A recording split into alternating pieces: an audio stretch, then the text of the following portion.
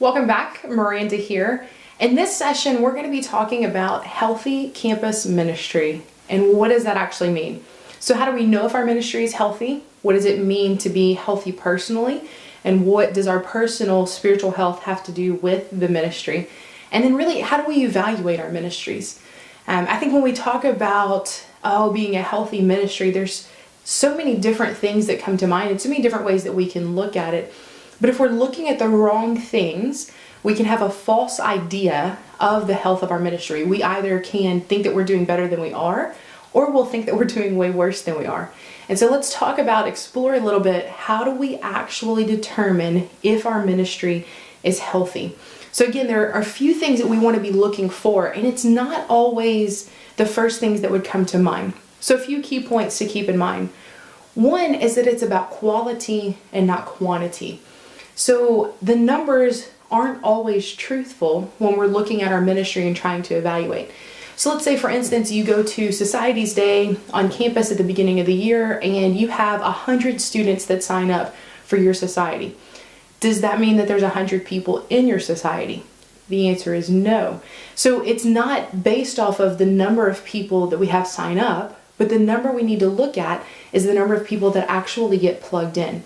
So you may have 100 people that sign up at Societies Day, but then you only maybe have, let's say, 15 that actually get plugged into a small group, that get plugged into serving somewhere in the ministry and are coming on a regular basis.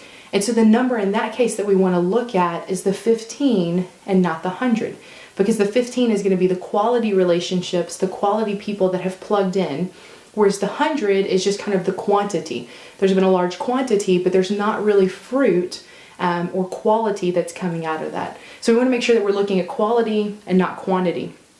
Another thing to look at and to help gauge is, are our small groups reaching out to people?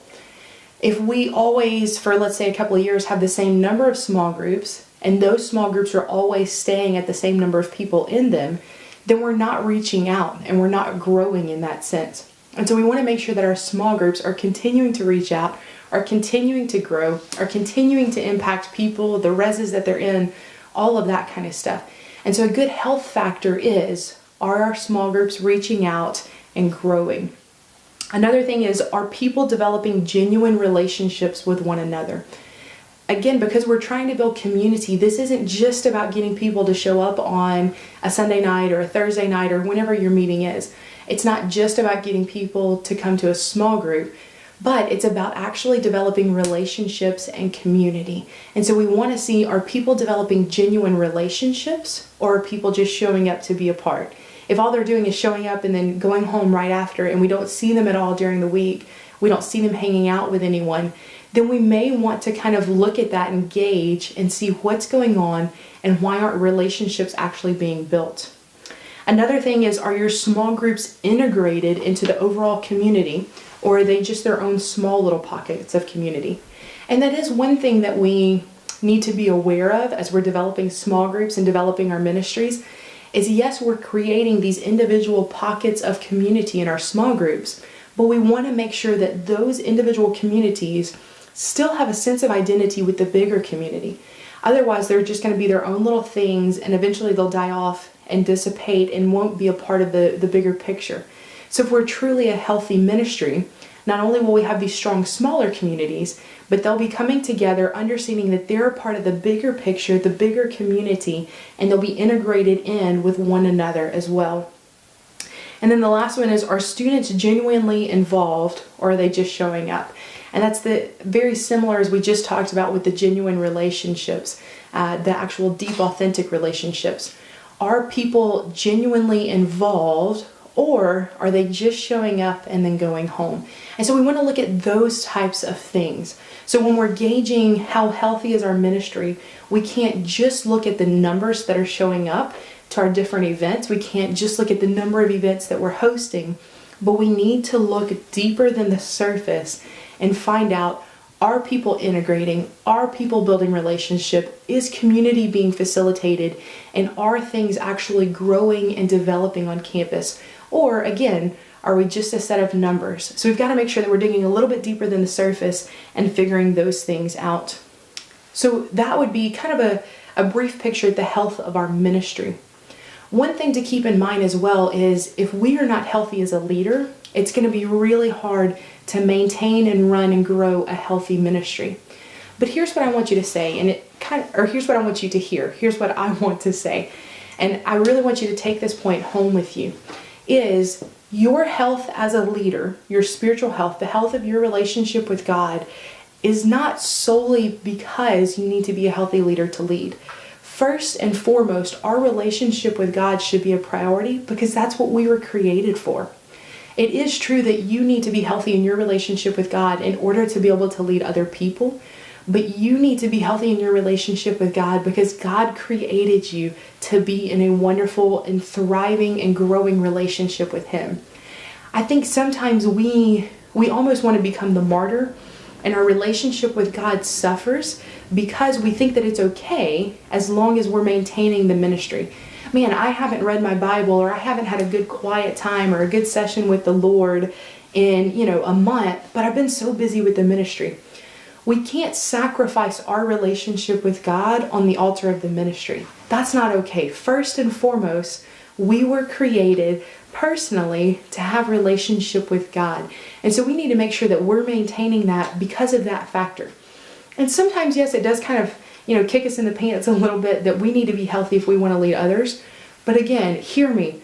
First and foremost, we should be healthy in our relationship with God because that's what we were created to do. And then as we maintain that, as we stay healthy in our relationship with God, what will flow out of that is a beautiful, healthy self that then is able to lead people and impact the ministry and help the ministry be healthy and strong.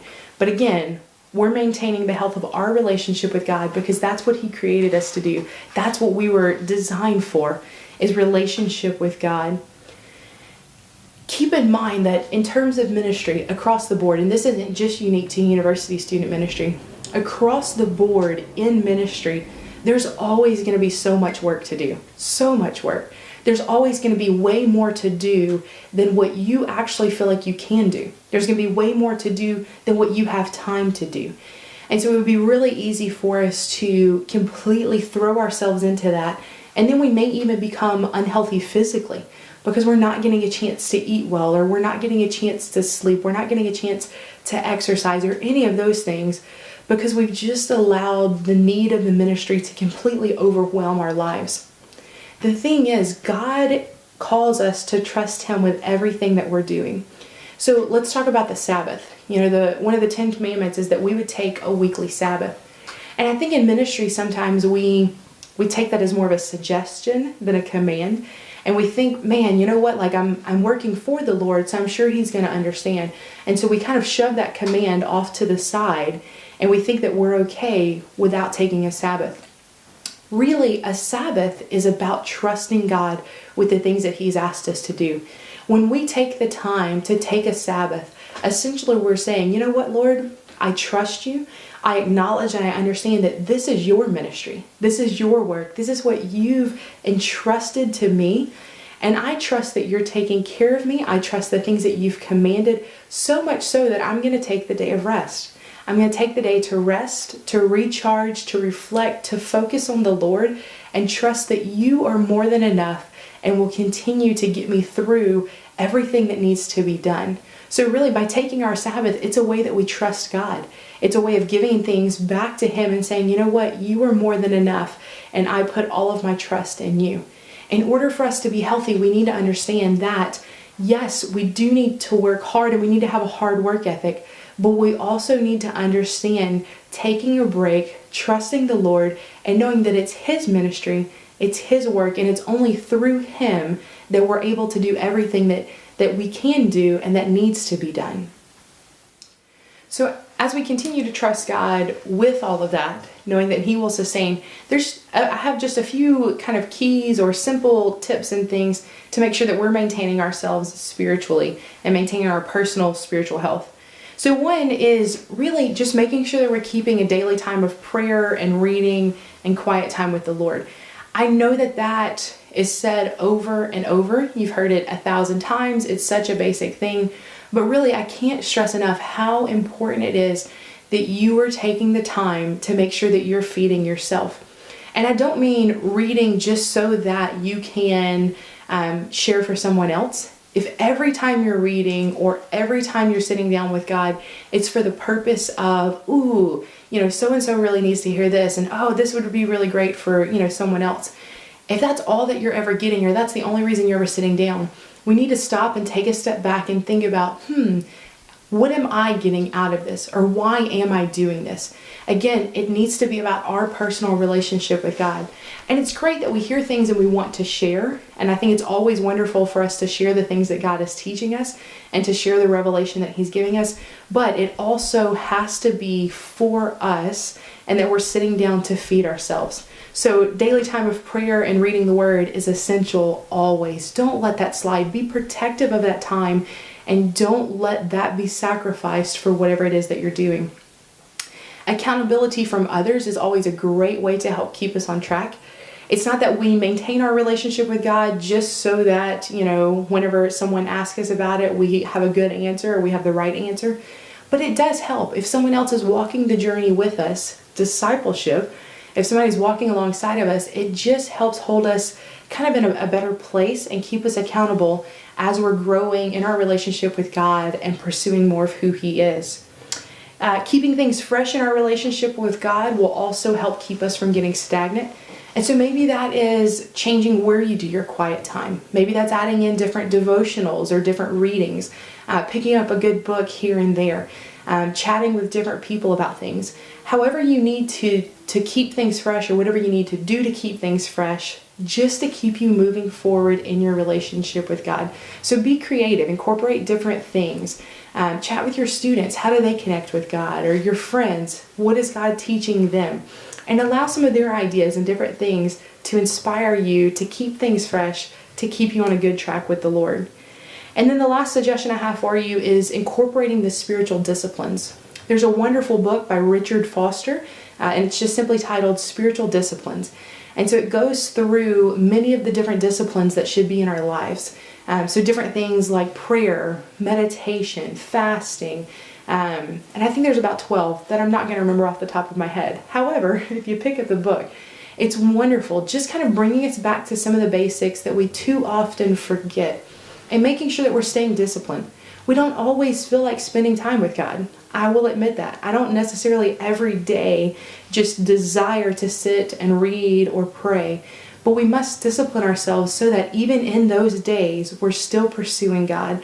We're still pushing forward, knowing the importance of what it is and how much we really need to be connected to the Father and continuing to pursue Him. So make sure your spiritual health is one of your very most top, actually the top priority in your life. And don't sacrifice that for the sake of the ministry. Another aspect of healthy ministry is healthy student leaders. Man, how do we help our students to be healthy? Well, I think a lot of it is what we just talked about in keeping yourself healthy, is allowing our students those types of things as well, or allowing them knowledge of those things, teaching them those types of things, helping them to be accountable, helping them to keep things fresh, helping them to pursue the different things that God has for them in their lives. We want to make sure that our students know, and especially our student leaders, that they know that this isn't just about we need them to be a part of the ministry or we want them to just come around so we can serve. My number one concern for a student, above and beyond anything, is their relationship with the Lord. I may want them to serve, I may want them to be a student leader or be a part of the team, but above and beyond that, it's not about what I can get out of them. It's about helping them in their relationship with God, moving forward in that, sustaining a relationship that really will walk them from this life into eternity. It's our job to help students continue to pursue God. Again, what a cool opportunity, what a cool job to have, that our purpose is really to help students find more of God in their lives. That is absolutely phenomenal. So we want to make sure that we're doing things and that we're providing them great tools to keep moving themselves forward, to keep deepening and growing their relationship with the Lord. A few ways to help students do that as well. So we talked about a few tips to help ourselves continue growing, a few tips to help your students keep growing. One, give them the practical tools that are necessary. Give them Bible study aids. Teach them how to actually sit and study the Bible. Give them great tools to help in their prayer life. Walk through the spiritual disciplines with them. Teach them those different things. Give them the tools in their hands. And oftentimes, because we do this over and over, it's easy for us to think that students know these things already. And so maybe we think that everyone knows how to pray. I've been praying for, my entire life. So obviously everyone knows how to pray. But let's not forget that as people are coming to know Christ for the first time, or maybe even they've been around church, but no one has taken the time to break things down for them, we should stop and get to the very bottom basics and teach students how to have a relationship with God for themselves. So maybe that is simply sitting down and teaching them how to have a conversation with God. How do I talk to God? How do I read the Bible and actually understand and pull the truth out of it? Or is it just a story that I read and then forget, 10 minutes later? So let's make sure that we're getting good tools into our students' hands to help them further their relationship with God on their own. Another thing is provide opportunity and places, if possible, for them to pursue God. One ministry I've been a part of luckily had phenomenal facilities, and so they designated 2 different rooms as prayer rooms. And anytime the facility was open, the students were able to come in, go into a prayer room, shut the door, and they had a quiet place to sit and pray, read their Bible, and anything like that. So if you have space like that, create opportunity for your students to do those types of things. If we create the spaces and the places for it, it helps them to see how important it is. It helps them to see the value that we're placing on it. Or do retreats with your students. But just figure out ways that you can create those opportunities to help your students even more see the value and invest in themselves and in their relationship with God. Another thing you could do is do challenges together. 21 days of prayer, or we're going to do, the next 4 weeks of reading your Bible every day, or we're going to read this book of the Bible over the next however many days. But create spaces and opportunities and challenges for your students to come together, kind of rally around one another. There's great accountability in that. There's great excitement in that. And that can help lay some really good foundations and disciplines for students that they can then take and run with for the rest of their lives. So challenges together is a great thing to do. And then the last one I have is just work hard at being substantive. Oftentimes we think, man, I need to keep it surface level so that I keep attention or whatever. Students are on the university to study. They're digging deep into their classes and their materials. We shouldn't expect them to not do the same thing with the Word of God. And so be deep, dig deep, go deep into the meanings of things or dig into passages. Help them to really dig in and unlock the Scripture. Be substantive. Give them great things that they can apply today to their life. Be practical with them. So as long as we're giving them great things, as long as we're feeding them meat, they're going to keep coming back time and time again. And so we want to make sure that we're providing those opportunities, that we're helping students, that we're giving them great tools, and that really we're helping them to dig in and be great followers of Christ for the rest of their lives. We want to create healthy ministries.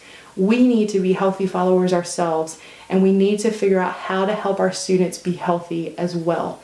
Healthy ministries, healthy students that are going to step into eternity eventually in their relationships with God is what we're looking to create on our university campuses around the country.